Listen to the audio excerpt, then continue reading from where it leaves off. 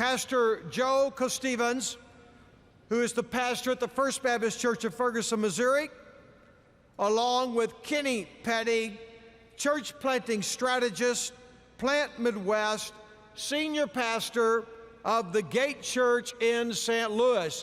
God is using both of these men powerfully in the city of St. Louis.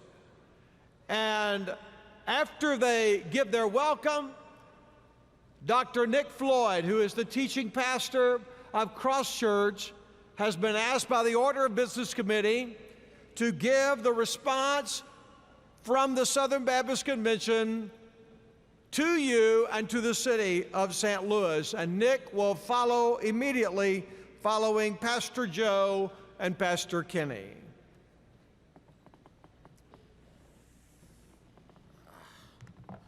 Well, what it do? Welcome to the Lou, all my SBC fam.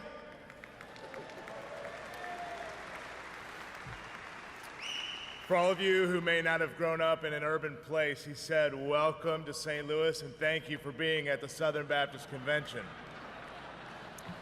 Yes, indeed. We are honored to have the gathering of the Southern Baptist Convention here in our great city of St. Louis.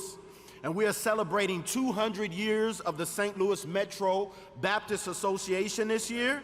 It is an honor for me personally to be a part of the association and a part of the greater SBC legacy here in St. Louis.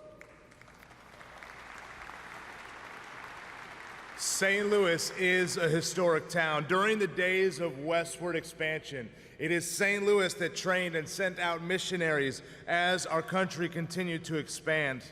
And now the spiritual climate of our city has changed. The North American Mission Board has identified St. Louis as one of the least church cities in America.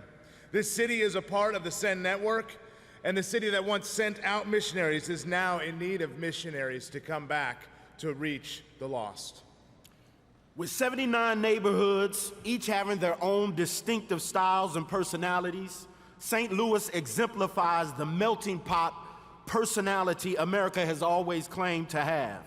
The 2.7 million residents of metropolitan St. Louis speak at least 110 different languages. But as is true in most large American cities and their surrounding suburbs, evangelicals have not been able to start churches to match the city's great diversity. Less than 18% of metropolitan St. Louis residents are affiliated with an evangelical church. Over 50% of residents aren't affiliated with any religious group, Christian or otherwise. Though some of the oldest Southern Baptist churches in the city have been around for as long as 2 centuries, there is only one SBC church for every 7,866 people in the metropolitan St. Louis area. And as you all know, STL was placed in the spotlight recently with the tragic events that took place in Ferguson. There is a need in our city for the gospel ministry of reconciliation, and it reaches beyond ethnicity. It goes to economic classes and even something as silly as the part of town you live in. You might hear this week, what high school did you go to? It's a St. Louis thing, so you can be quickly judged and evaluated. But here's the good news. The gospel is going forward. Thanks to the local churches, the Southern Baptist Convention, thanks to the Metro St. Louis Association, the Missouri Baptist Convention, churches are being started, especially planted in areas that need it. We have a few guys I want to point out. Michael Bird in North City, Todd Genneman as well in North City, going out to push back against the lostness. We have men like Kenny Petty in Central City that are reaching University City and beyond, and men like Chris Perstrop who are being used by God to reach the Fenton area. Church revitalization is a key as well. The Rock Church is a great example of what it looks like to go into a church and revitalize. There are many churches around the area that are doing this, and there's a new movement happening of church replanting. Bob Bickford at the Grove is leading our city towards replanting established churches, seeing a church die and come back to life, and Afton is the most recent example of that, as well as First Baptist Ferguson. Indeed, God is working in amazing ways, but we need your partnership in prayer, SBC fam. As you are here this week, invest in our city through prayer, through gospel sharing, and enjoy all that our city has to offer. Spend time eating in our restaurants, enjoying the tourism, and see what doors God opens up for you to share the gospel.